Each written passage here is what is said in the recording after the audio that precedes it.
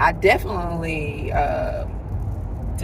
like working as a mobile stylist better.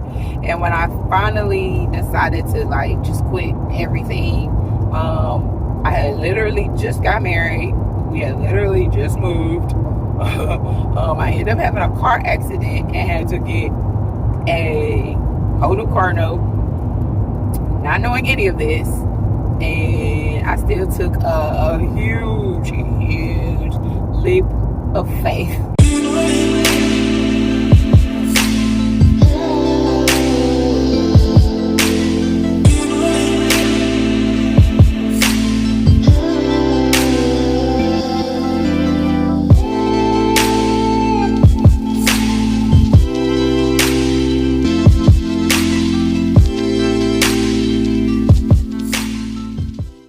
Alright guys, welcome to this little series I just decided to come up with, and it's called I'm still coming up with a name.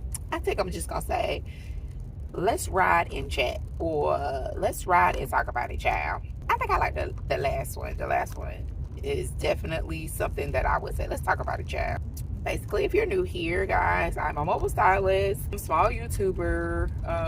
I do a little bit of everything hair wise, crochet, installs, braids, natural hair. I'm a mom, a wife, entrepreneur, all that jazz. So if you're new here, that's the full rundown. And if you guys are returning subscribers, hey girl, hey. So yeah, right now, y'all, I am on my way. It is, what time is it? It is 8:03. No, it's 8:12. I lied. It is 8:12 in the morning. I'm on my way to a client's house to refresh her front edges of her in 2 miles, use the right 2 lanes to take exit 33 for Greenville I-85 North. And as you can see, I got my GPS because, guys, this traffic, I freaking hate traffic so bad. And it's always a hot mess here in Atlanta. Guys, I have been in a car. I told y'all what time it was, right? I have been in a car since 7, I think it was like 7:11 when I got in here. It is now almost 8:15. There's a lane closure ahead. Of course it is, because there's always going to be something popping up. Like, I have taken, I don't know how many alternate routes already. Breathe. I'm just trying to get there, and I still have another 30 minutes to go. Oh my jeez. Okay. Well, hopefully not. Hopefully it's more like 20 minutes. It's supposed to be 20 minutes to go, but whatever. So I decided to make this little series because I'm in the car most of the time. I'm either going to somebody else's house to do their hair, or coming from somebody's house, or car line pickup and all of that for the kiddos. Anyways, this morning, guys, I wanted to chat with y'all about how I started as a mobile stylist. I used to actually work in a shop. I've been in a few shops, and the environment was cool in the beginning. You know, the excitement of like, oh, I'm working in a hair salon, and you don't have to worry about like what I'm doing is traveling to your clients, that whole nine. You can fit more clients in your day because you're stationed there and you're just waiting for your clients to come to you, versus you, like I said, doing what I'm doing, fighting traffic. In a quarter mile, and fighting for your life. To take exit 33 for Greenville. Fighting for your life out here. Yeah, so I used to work in salons, hair salons, whatever, and it was super cool. Loved my first salon. And that, I think I started that back in 2010, 2011. Love that. I'm still friends with the owner. She wanted me to partner up with her at the next shop, but I learned it's a lot of responsibility taking on a salon, so I kind of opted out of that decision. And I've had other people, of course, reach out to me, ask me to come, they like my work. Can you come work at our shop? And I'm like, no, thank you. Shop is nice, great, but that's not personally the path that I wanted to continue on. So I decided to do my own thing. And guys, I had already been experienced doing mobile services before I went to the shop. And I've been pretty much doing hair since I graduated high school or whatnot. So this was also my side hustle while I was in college. And it definitely helped me get a few extra funds because my parents didn't want me to work because they wanted me to concentrate more so on school and being able to graduate and all of that, get your education on. Totally fine. So this is what I did. In the meantime, and back then it was like the very big trend of guys getting braids. So I had like a lot of guy clientele because all the guys, they wanted, that was the thing to get your name braided into your head and get all these type of crazy designs braided into your head. And I think it was like the era of micro braids and cornrows. Girls had just really started getting the long cornrows with the hair added. So I was making some little change in college, in my downtime since I wasn't really working. So yeah, fast forward, did all that, decided to I went to school to actually get I wanted to become a lawyer. Let's get that clear. I wanted to become a lawyer. I did end up getting a job into the legal field, and I did end up getting the experience on speaking in courts and being like the defendant or the plaintiff in cases and stuff like that, going to mediation and stuff like that. So once I got a taste of that, and then I also got a taste of people cursing me out on the daily because they think I'm personally suing them. I'm like, no, this is not working for a firm. I'm not personally suing you. And it was just too much. I was like, I don't want people to be like mad at me on a regular and cussing me out on a regular. I would rather people be happy with me on a regular and us chit-chatting. So I decided, so I was doing hair at the same time. So guys, I was working at a firm in the daytime, and then once I got off, I would go ahead and go to the shop. So I worked the shop from midday to closing, and also of course on weekends. And I like I said, I did like the salon experience, don't get me wrong, and you get the whole camaraderie and all of that, but you also come to contact with some crazy people. And a salon is definitely a revolving door. Like, stylists are constantly coming in and out, and I always just like when people kind of stay longer so you can get to know them, and you guys can, not saying y'all can become best friends or nothing, but at least cool to the point where you like, oh gosh, she been here for years and all that. So we never really had that at the first shop. The second shop was, the second shop was a little much for me. I ain't stayed there too long. And then that last shop, I really wasn't there. I was like touch and go. But and the other thing was like, either you be commission based or you can pay that booth rent. And I was like, you think you making all this money, and then every week that booth rent be due no matter what, no matter if you there, no matter if you done threw your back out, no matter if you done broke a finger, you can't work for weeks. They like, oh, okay, you still gotta hold that spot, so baby, I'ma need that booth rent, which I get because they still gotta pay their bills too. But I was just like, I gotta like having all my monies, all my coins, and being on my own schedule So that is basically what I ended up doing. So after I left the last shop, it was just, like I said, it was a lot going on. And then stylists was getting into it with other stylists, and I'm like, I don't want to be mixed in with that drama. I don't want to be mixed in with none of that. I ain't saying everybody got to be kumbaya, but the way y'all going on and carrying on in front of clients, ooh, no, no, thank you. I'm just gonna stay in my lane, and yeah. So I definitely like working as a mobile stylist better. And when I finally decided to like just quit everything, I had literally just got married. We had literally just moved. I ended up having a car accident and had to get a whole new car note, not knowing any of this.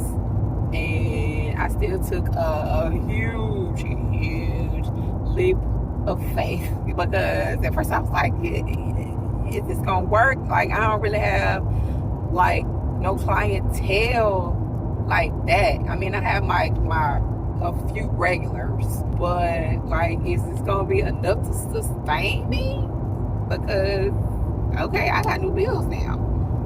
And it ended up being just that. But let me tell you, and I didn't even market. I still don't even market like I should market my services. At that point in time, I was not doing any marketing. All my marketing is usually word of mouth, which I honestly kind of prefer it that way, because I want people to know those people, so I can make sure I'm not going to your house and you crazy, or you ain't trying to set me up.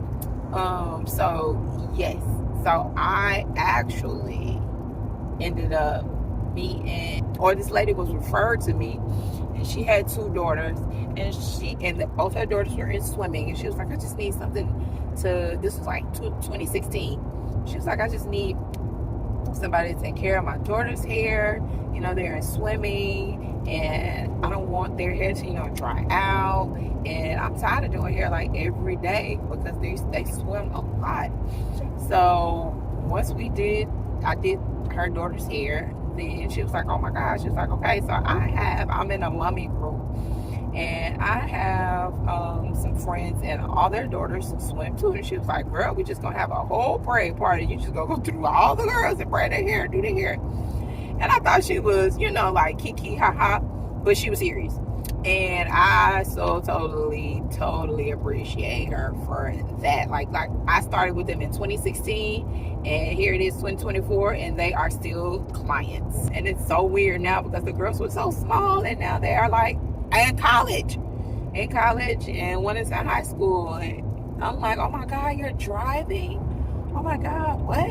And then the other ladies and their daughters, their girls are about to go to college or in college now, or one is about to graduate college, and I started with them while they were in school. So it'd be just so weird, guys, so weird.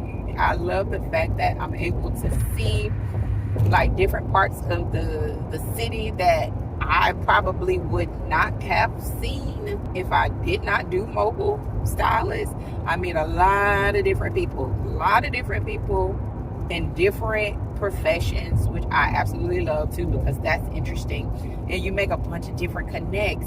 So people aren't just coming from one particular area. Say if I was in a shop, I'm actually getting like people from all over. And it's mind blowing. Like, yeah. So I ended up, like I said, I didn't really do any marketing, but my books and calendar got so full that I could barely keep up. Like, guys, I was doing hair. This is before kids. I was doing hair from like starting at like 5 o'clock in the morning to like, sometimes I wouldn't be done till like 1 o'clock, 12 o'clock, midnight, 1 o'clock. My husband like, oh, what you doing? I'm out here making this money while I can, because once we decide to have kids, ain't gonna be none of this. So, and guys, Yeah. Now that was sister girl was banking, baby. Sister girl was, I was like, oh, okay. Oh, okay. This money just rolling now. What I messed up is, you know how you're not used to making a certain amount of money, and then when you start making a certain amount of money, and then you gotta remember, you're not supposed to spend money like water. I'm spending money like I'm trapping. Like, yeah, I'm gonna do it. I'm just gonna spend that again. Spend that check. What that song got to say? Spend that check and get it right back. Yeah, that's what I was doing. That's what I messed up at. So, if y'all do decide to take that route, don't do, okay? Don't do what I did. Oh, that sun's so bright right here. Don't do what I did because, yeah, no, that's not the move. Should have been saving more than I was spending, but I was so, by the time I got so used to it being like, I'm finna make bank. So, I'm good. I can just spend it. But I would definitely say I have more client retention being a mobile stylist than being in a shop. And when I say people pay for convenience, baby, people will pay for convenience. And that is a beautiful thing. That is a beautiful thing. Pull into my client's neighborhood in about 5 minutes, so I'm gonna come back after I get done. All right, y'all. It is 10:38. I am done. Like I said, all I had to do was refresh her braids, her edges in the front. She has regular knotless braids, so I just had to refresh her edges. And typically I would just, go ahead and do another client, whatever, but I am free for the rest of the day, so I do have to run a couple of errands. I'm gonna grab me something to eat now because all I had this morning was a muffin and some water. So I'm probably gonna go to Chick-fil-A, even though I should just save my money, but I'm hungry and I need to go grocery shopping because I need to figure out what I'm gonna cook for dinner tonight. I really want to do something in a crock pot, but y'all, I be so out of crock pot ideas. I need y'all to send me some ideas that I could, some recipes, something easy that I can make in a crock pot for dinner. Because as it stands, I am clearly out of all ideas. Getting back to what I was saying, being a mobile stylist, there are definitely pros. I feel like it's more pros than cons. I guess a con would be if you're starting in the beginning, you got to definitely grow your clientele, and that definitely does take time. So I would definitely say that is a slight con, but I mean, that's with anything. But I guess too, if you're in a shop, you do have walk-ins, so you have a greater chance once people see your work like that.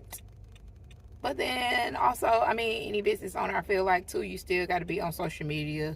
If you build a following, then that is also how you build your clientele.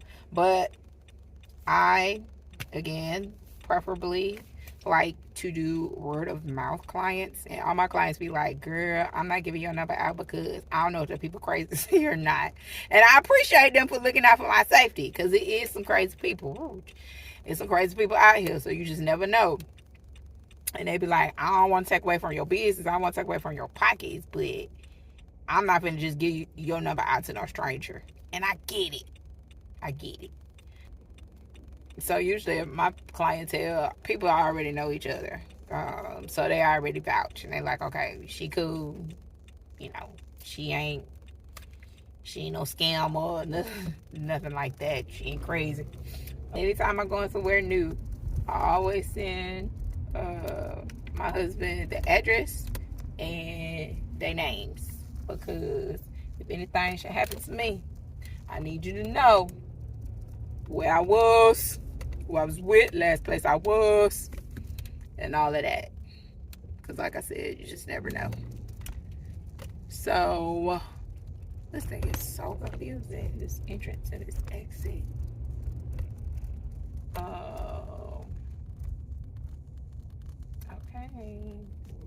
Come through. Where I put my card? I need you to go up, though, honey. Because, baby, they not going to take your order all the way back here. So you can go up, honey. Go on up. You can inch on up, boo. It's okay. It is okay. All right, guys. Let's take a pause for the calls. Okay, what's funny, y'all, is I just see my client, her husband and her daughter, not the client that I just came from, but another client at Chick-fil-A. They're so far, though, I can't, I don't want to be yelling, you know, get out, hey, y'all. But that's funny. So, yeah, building clientele can be tricky, but it's relatively easy if you have the right people, and that's definitely what I do, to kind of be on a little safer side when going to people I don't know houses. So it definitely works better for me that way. So yeah, I'm trying to think what else, guys. And I take all forms of payment, so you got to definitely be accessible for that. I don't do a lot of cash, and most of my clients don't really pay in cash. Like, I only have maybe a handful of people that pay me in cash. Most of everybody else just do electronic payments, which I like better because I just really don't like carrying cash on me, just for safety reasons. And I always feel like if I drop this cash or somebody snatch my purse or I drop something, that cash is gone. Like, I can't report that. But if it's on a card, I can report that and get that money back. You can't get that cash back. And I be needing my cash back. So yeah, I definitely would. I don't know if I would suggest or recommend, but for me personally, this is way better than me being sitting in the shop. And then I feel like when I be sitting in a shop like all day, like, I'm missing out on so much, especially when it's like a sunny day. I'll be wanting to be just stuck in the shop all day, doing hair. I'll be wanting to be like out and about. Yeah, I'm sitting in traffic, but at least I'm out and about. I like to be able to make my own hours. And like I said, there's no overhead cost. The only thing is wear and tear on your car. Now, I will say that because I be putting some miles in. I haven't put as many miles in as I usually do, but I be putting some miles in. Okay.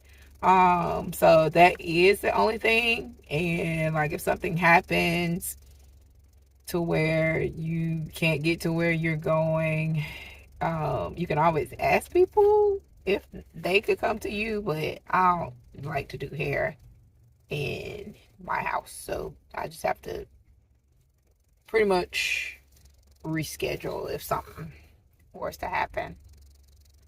But yeah, other than that, guys, that's pretty much how I end up being a mobile stylist, because it's just more beneficial.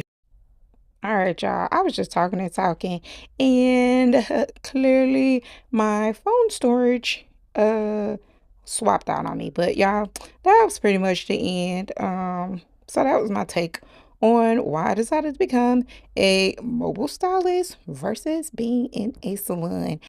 But y'all, that's about it. Per usual, don't forget to like, comment, and subscribe. And I appreciate you guys for tuning in. And I will catch you guys on the next Candy's Hair Diary video. Peace out, y'all.